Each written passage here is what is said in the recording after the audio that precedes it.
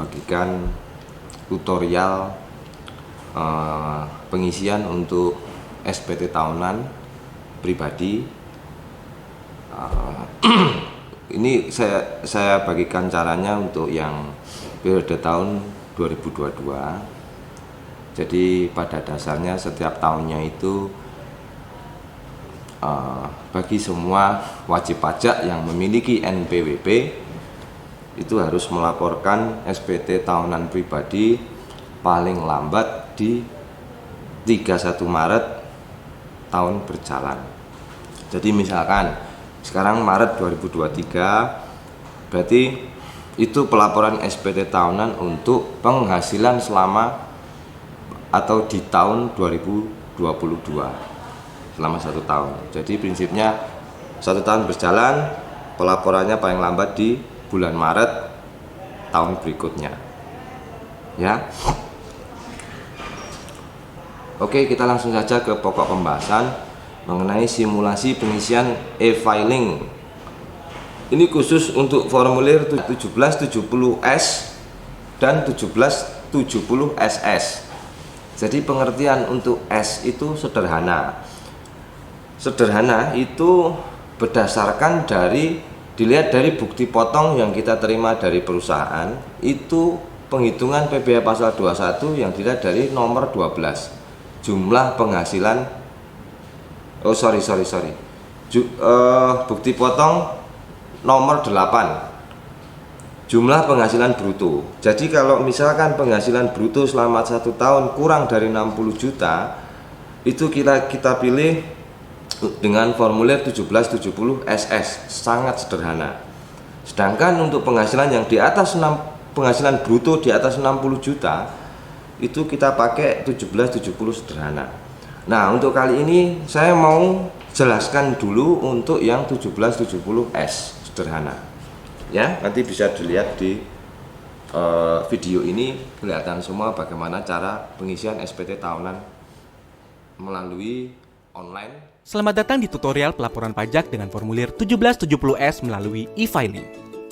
Tutorial ini berlaku untuk Anda yang merupakan karyawan berpenghasilan di atas 60 juta per tahun.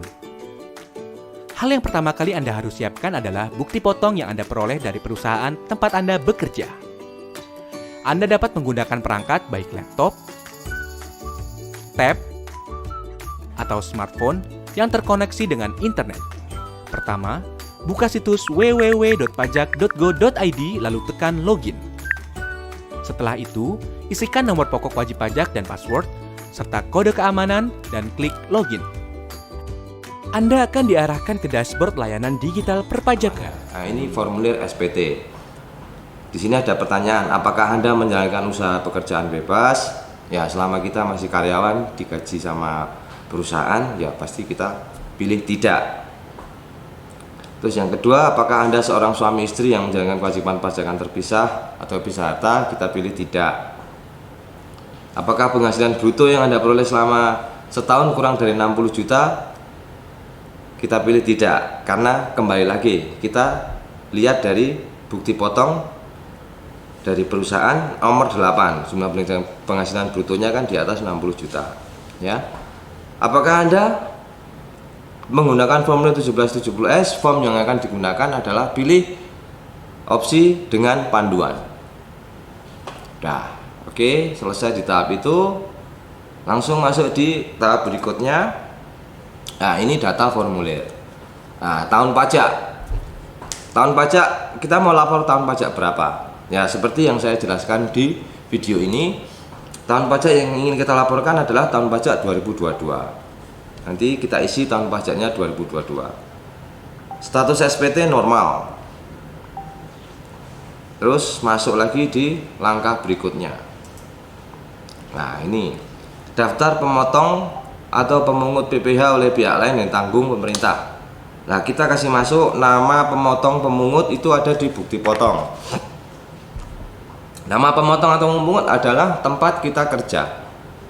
Kita sekarang bernaung di PT Gandum Jaya. Nah, NPWP pemotongnya siapa? Berarti NPWP-nya Gandum Jaya. Itu ada nanti di lembar bukti potong. Terus nama pemotong PT Gandum Jaya, NPWP pemotong lihat di lembar bukti potong. Nomor bukti potong ada di paling atas. Tanggal bukti pemotongan pajak ada di paling bawah di samping stempel dan tanda tangan bos itu. Jenis pajak adalah PPh 21.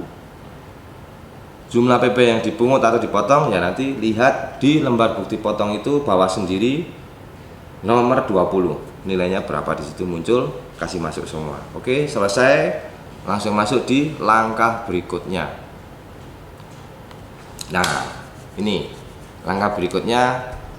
Ini kan ya kembali lagi seperti tadi, jenis pajak PPh 21, NPWP pemotong seperti yang saya sampaikan tadi, PT Gandum Jaya.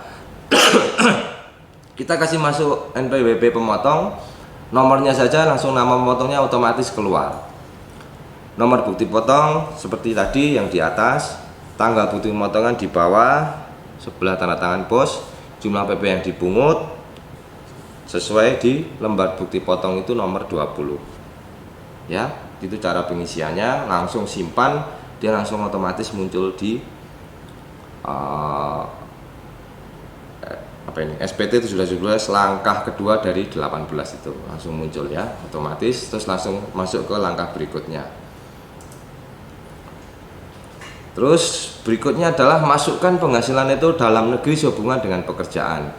Penghasilan itu dalam negeri sehubungan dengan pekerjaan itu didapat dari angka 12 di lembar bukti potong. Di lembar bukti potong angka nomor 12. Oke, kita isi. Setelah kita isi langsung masuk di langkah berikutnya. Nah, ada pertanyaan, apakah Anda memiliki penghasilan dalam negeri lainnya? Ya, dijawab masing-masing ya. Kalau memang ada, ya diisi. Di situ kan ada komponennya, ada bunga, royalti, sewa, hadiah, keuntungan dari penjualan atau pengalihan harta, dan penghasilan lainnya.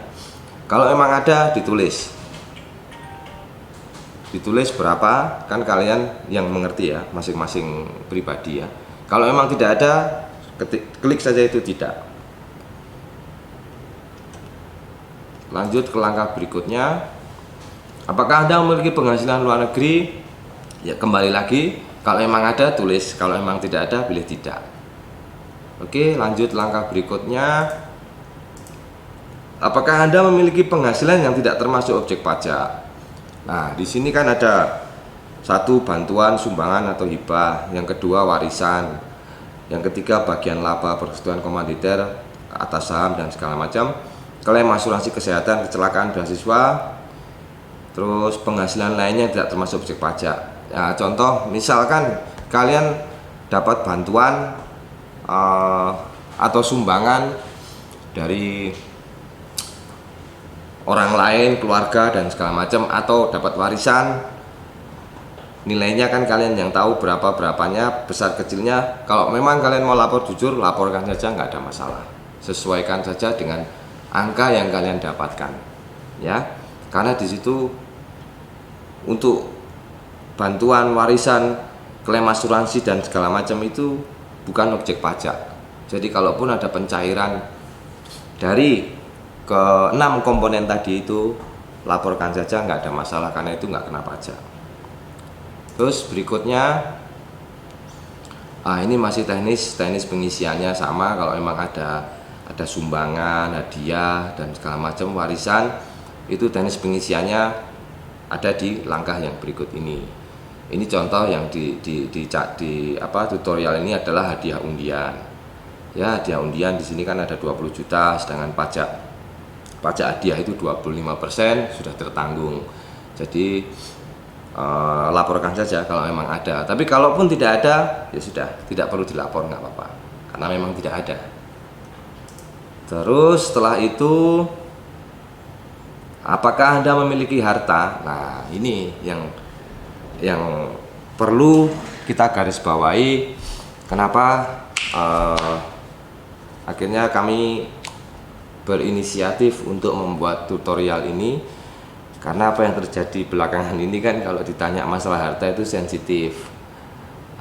Dan saya juga bisa nebak jawabannya selalu sama kayak tahun lalu. Ya, saya mau merubah Semua itu dengan cara ya pengisiannya harus pribadi masing-masing, karena tingkat kejujurannya dengan mengisi sendiri itu kan lebih enak ya, tidak ada yang ditutup-tutupi dan tidak perlu diketahui oleh pihak lain.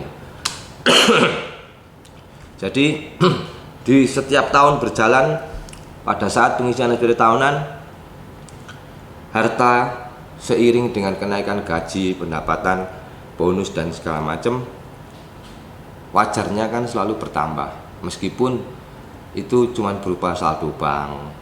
Kita tidak ada beli aset apa-apa, tapi saldo bank ada kenaikan, ya kan? Kalau memang ada perubahan angka dari tahun ke tahun, kita update terus lewat daftar harta yang kita miliki, ya. Di situ banyak sekali komponennya, misalkan ada jenis harta bergerak, uang tunai, tabungan, deposito, reksadana, transaksi dan segala macam, emas, harta bergerak, harga tidak bergerak, sepeda motor dan segala macam. Sisa kita pilih saja harta yang tepat untuk apa yang sudah kita miliki di tahun berjalan tersebut. Ya, tahun perolehan ya sesuaikan dengan tahun berjalan. Harga perolehannya adalah harga waktu kita beli ada berapa. Keterangan kita fleksibel saja, kalau memang kendaraan ya sudah, misalkan kendaraan apa, Honda, DD-nya berapa, segala macam. Toh, uang tunai ya sudah, misalkan uang tunai di akhir tahun kita pegang 2 juta, tulis tunai 2 juta, keterangan cash. Saldo bank juga begitu, tabungan nilainya berapa di akhir tahun 2022, keterangan tabungan bank apa, ya, dan seterusnya seperti itu. Yang penting kita lapor sejujur-jujurnya saja, jangan sampai ada yang ditutupi, daripada nanti pihak pajak yang mengetahui lebih dulu, otomatis kita akan mendapatkan surat cinta, ya. Nah, terus kayak contoh, kita ada ambil rumah tapi via kredit KPR, entah rumah subsidi, rumah komersil, sama teknisnya. Kita beli rumah subsidi misalkan, sebetulnya harga cashnya 150 juta, tapi kita melakukan pembelian itu melalui kredit, ya otomatis kan asetnya itu terlapor pembelian di tahun berjalan, di bawah muncul di kolom apakah Anda memiliki hutang. Nah, ini harus diupdate setiap tahun. Jadi setiap tahun bagi yang merasa punya hutang KPR itu kan biasanya 10 tahun, 15 tahun. Otomatis saldo di akhir tahun itu kan selalu berubah.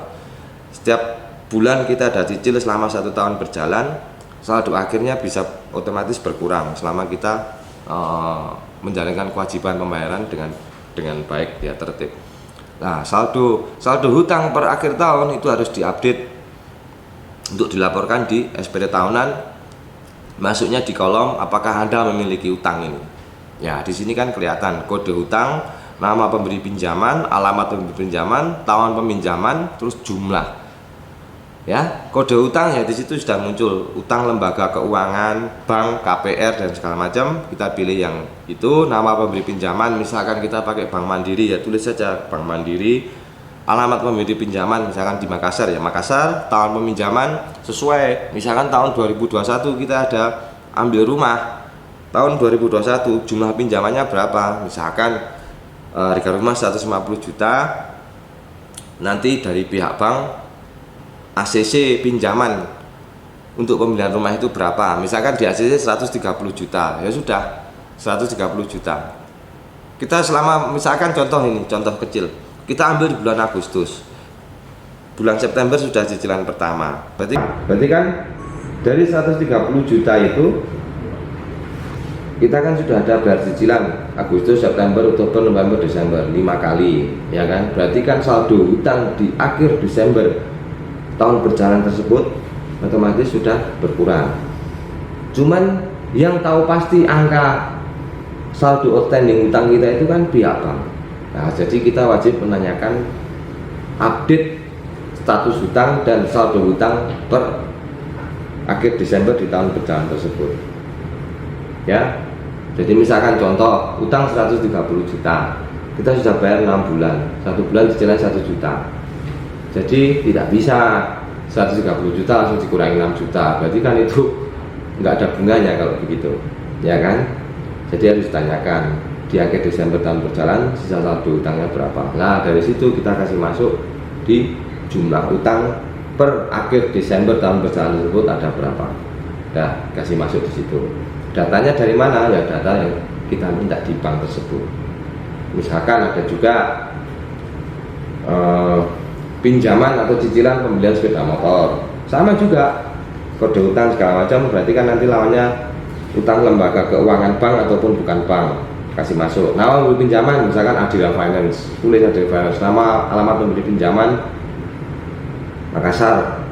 Tahun peminjaman sama, tahun berapa kita ambil motor itu, jumlahnya berapa. Jumlah itu adalah saldo hutang di tahun berjalan. Ya, kita laporkan sejujur-jujurnya dan jangan ngarang, karena itu harus akurat dan update sesuai dengan data si pemberi pinjaman. Oke, setelah itu selesai, masuk ke langkah berikutnya lagi. Nah, apakah Anda memiliki tanggungan? Nah, tanggungan bagi yang sudah berkeluarga, tanggungan ini kan gini, tanggungan ini fungsinya untuk pengurang pajak juga, ya kan? Tapi dari pemerintah ataupun dari kantor pajak, maksimal tanggungan yang bisa ditanggung itu adalah K3. K3 itu adalah kawin dengan 3 anak. Ya. Nah, nanti disesuaikan saja dengan keadaan masing-masing.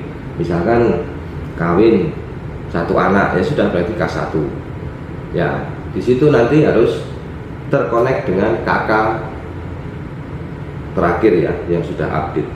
Jadi karena di situ harus diisi nama, NIK, hubungan keluarga, pekerjaan dan segala macam. Ya saya rasa kalau yang ini mudah ya, tanggungan, jadi sisa tulis saja kalau sudah menikah ya istri sama anaknya berapa sesuai yang di KK, kasih masuk semua. Nah, untuk lanjut ke langkah berikutnya, ini ada form. Apakah Anda membayar zakat atau sumbangan keagamaan kegiatan wajib? Nah, ini kembali ke masing-masing juga. Kalau memang kita ada lakukan untuk pembayaran zakat, nggak apa-apa, dimasukkan saja. Maksimal adalah 2,5% dari penghasilan. Jadi kalau memang ada, kasih masuk angkanya. Kalau memang tidak ada, ya sesuaikan saja, tidak. Oke, langsung kita ke tahap berikutnya. Oke, di sini status kewajiban perpajakan suami istri.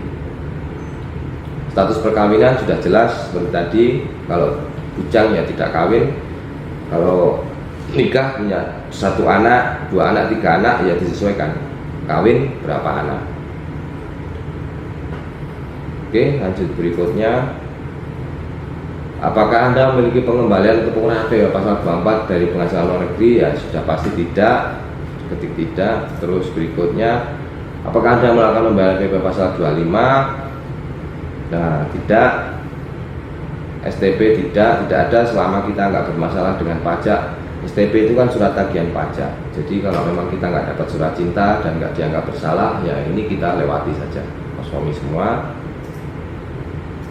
Terus berikutnya, nah ini otomatis ya, ini ya penghitungan pajak penghasilan itu tadi, ini sudah otomatis ya, ini sudah otomatis karena sudah ada pengisian dari awal. Ini cuma tampilannya saja, tampilannya akan jadi seperti ini di penghitungan pajak penghasilan. Kalau langkah-langkah di awal sudah terisi dengan benar, maka angka yang muncul di halaman langkah ke-15 dari 18 ini akan sama semuanya dengan terkonek dengan bukti potong dari perusahaan yang sudah kasihkan. Oke, lanjut ke berikutnya. Di sini ada proses kurang atau lebih bayar, penghitungan PPh pasal 25 dan segala macam. Saya rasa ini kita lewati saja karena kalau kita cuma pendapatan bersumber dari satu tempat tanpa ada penghasilan lain-lain, ini akan terisi dengan angka 0 atau nihil karena perusahaan setiap tahun pasti akan memotong jumlahnya sesuai, nggak mungkin kurang, nggak mungkin lebih. Oke, langsung ke tahap berikutnya. Ini sudah mau tahap akhir. Dengan menyadari sepenuhnya akan segala akibatnya termasuk sanksi-sanksi sesuai dengan ketentuan perundang-undangan yang berlaku, saya menyatakan bahwa apa yang telah saya beritahukan di atas adalah benar, lengkap, dan jelas. Oke, kita contreng setuju. Terus langsung ke tahap berikutnya. Nah, di sini akan muncul kode verifikasi ya.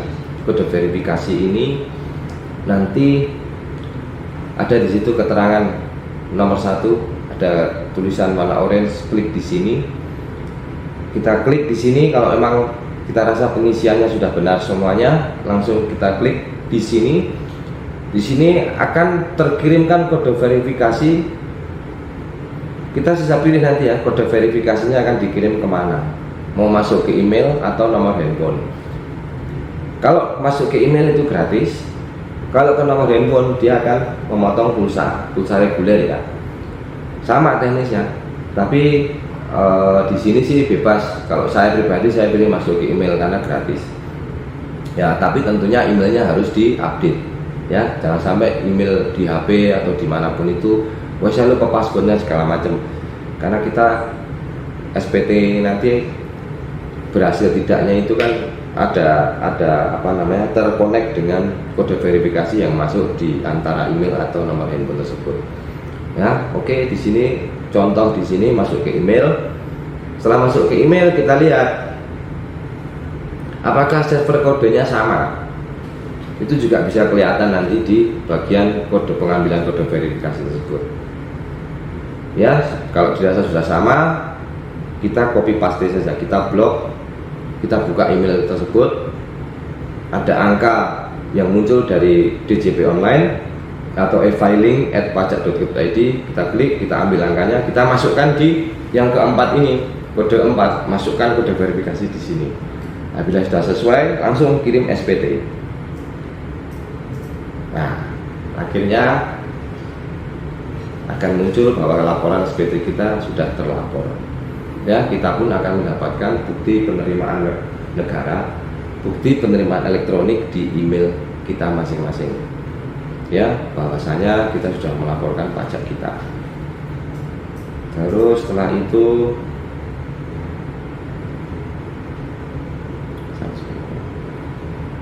ya, ini saya rasa kalau yang kurang bayar dan segala macam mungkin nanti dilihat kasusnya dulu. Biasanya terjadi SPT kurang bayar itu misalkan kalau ada penghasilan lainnya. Dalam arti penghasilan lainnya begini, contoh kecil, saya karyawan PT Gandum Jaya, tapi saya juga karyawan Mahakarya. Otomatis saya mendapatkan 2 sumber penghasilan. Penghasilan dari Gandum Jaya sudah dipotong pajak, dari PT Mahakarya sudah dipotong pajak. Tapi secara SPT tahunan pribadi, penghasilan saya Gandum Jaya dengan Mahakarya akan digabung. Nah, dari penggabungan jumlah penghasilan tersebut akhirnya bisa terjadi kurang bayar. Ya, nah, kurang bayar otomatis nanti kita harus bikin billing ID, kita bayar manual, kita bayar sendiri lewat bank, baru kita selesaikan SPT tahunan kita. Jadi untuk konteksnya di sini, ini khusus untuk penghasilan karyawan yang bersumber dari satu perusahaan saja. Ya, jadi dipastikan semuanya itu nihil, semuanya nihil. Ya, tidak akan terjadi kurang atau lebih bayar. Ya, saya rasa itu dulu penjelasan dari saya, mudah-mudahan membantu dalam proses pengisian SPT tahunan. Ya, nanti untuk tahun-tahun kedepannya mudah-mudahan nggak ada halangan, semua bisa berjalan dengan baik dan video saya ini bisa bermanfaat bagi semuanya. Terima kasih.